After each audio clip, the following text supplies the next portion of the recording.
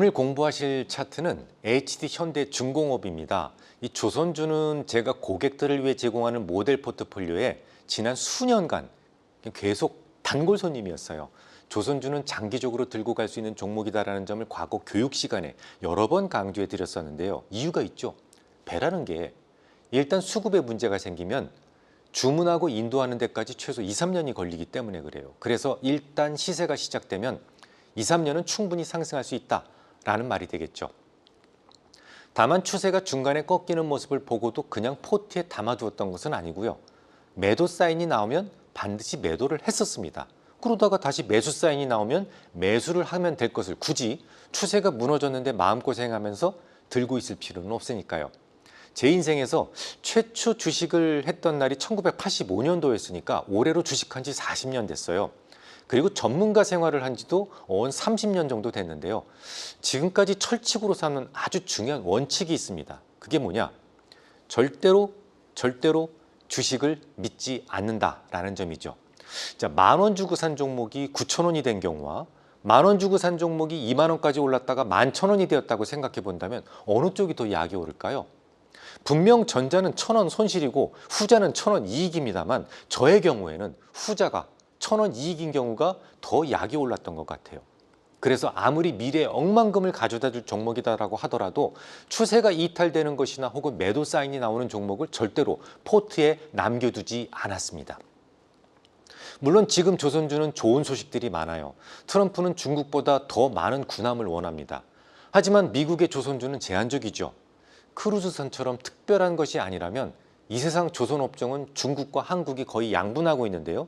중국을 배제시킨다면 결국 남는 건 우리나라뿐이잖아요. 그래서 위성락 씨가 미국에 방문했을 때도 아주 잠깐 동안 만남에서도 군함 건조에 대한 이야기가 이렇게 서로 했을 정도로 우리와의 협조는 필수적이다라고 볼 수 있습니다. 그런 이유가 또한 지금까지 조선주의 장기적 강세를 설명해 주기도 했고요. 지금까지 말씀드렸던 것을 염두에 두시고 차트를 보아주시기 바랍니다. 자, 조선주는 앞서 말씀드렸듯이 지난 수년째 계속 포트에 보유 중에 있습니다. 몇 차례의 매도와 매수만 있었을 뿐이죠. 가장 최근에 매수 신호가 나왔던 날은 자, 차트에 나와 있죠. 3월 31일입니다. 확률 80% 이상으로 매우 강력한 매수 신호로 평가받는 DMI 교차 신호가 나옵니다. 자, 붉은색 화살표를 잘 보아주십시오. 초록색으로 표시된 ADX를 DI-가 30 이상에서 이렇게 하향 돌파하고 있죠. 이것만 가지고도 강력한 매수 신호가 될 수 있고요. 추가적으로 매수가 확정되기 위해서는 MACD 오실레이터를 주봉으로 놓고 호전되는지 여부를 살피다라고 말씀을 드렸어요.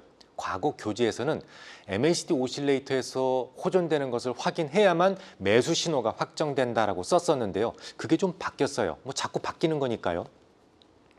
일단 DMI 교체 신호가 나오면 즉시 매수하세요. 그리고 매수한 이후 5영업일 이내에 MACD 오실레이터가 호전되지 않으면 그때 매도하면 됩니다. 아무튼 이 종목은 MACD 오실레이터의 호전이 확인되었고 매수가 확정되었는데요. 그 이후로 강한 상승이 유지되고 있음을 알 수가 있습니다. 자, 이번에는 매도 신호를 좀 볼 건데요. 다시 차트를 보아주시기 바랍니다. 이번엔 파란색 화살표 구간을 좀 보세요. 위에 있는 화살표입니다. 주가는 분명 전고점을 넘어서고 있는데 스토캐스틱에서는요. 다이버전스가 나타나고 있죠. 주가는 오르는데 지표는요. 먼저 꺾이고 있는 현상. 이걸 다이버전스라고 그러는데요.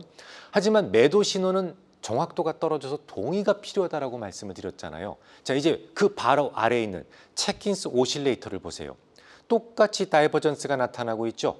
자, 매도 사인은 매수 사인에 비해 정확도가 70% 미만이기 때문에 추가적인 확인이 더 필요한데요. 드림팀의 최고 결정권자인 MACD 오실레이터의 동의가 필요합니다.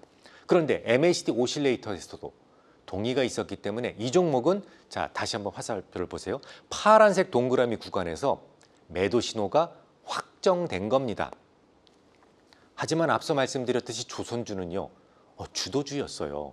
드림팀에서 매도 신호가 나왔다고 해서 단번에 매도를 할 수는 없었습니다. 약간의 좀 타협이 필요했는데요. 드림팀의 매도 신호와 함께 절반을 일단 매도하는 거죠. 그리고 그 다음 매도는 다시 추세 이탈을 기다리는 겁니다. 자, 이제 차트를 다시 한번 봐주시기 바랍니다. 이 종목은 드림팀에서 매도 사인이 발생한 이후로 아주 독특한 현상을 벌이고 있어요. 마지막 불꽃 패턴이죠. 붉은색 화살표를 우선 보아주시기 바랍니다. 주변 봉들에 비해 어때요? 조금 뚱뚱하죠? 이게 거래가 실렸다는 말인데요. 이런 강한 양봉은 개인 투자자들의 판단력을 흐리게 만듭니다. 마치 나만 두고 도망갈 것 같은 느낌을 주죠. 그래서 열심히 따라붙게 만듭니다. 하지만 그 양봉은 단 하루 만에 음봉으로 꺾이고 있음을 알 수 있습니다. 마지막 불꽃 패턴이라는 것이 위험 신호가 발생한 것이죠. 이후 저는 추세 이탈의 기준이 되는 두 번째 원인점, 다시 한번 봐주세요. 파란색 화살표로 표시된 일봉을 추세 이탈의 기준점으로 삼습니다. 그리고 그 일봉의 종가에 맞춰서 횡선을 그어두었죠. 파란색 횡선을 하향 돌파한 날 저는 고객들을 위해 제공하는 모델 포트폴리오에서 이 종목을 다시 원칙대로 제거할 수 있었습니다. 아무리 좋은 종목이라도 추세가 이탈되었는데 보유하고 있어서는 안 돼요. 다만 조선주는 아직도 매우 좋은 전망을 가지고 있습니다. 또다시 드림팀에서 매수 신호가 나오거나 혹은 앞서 말씀드렸던 매도한 가격을 다시 상회하는 순간에는 반드시 재진입하는데 결코 망설여서는 안 되겠습니다.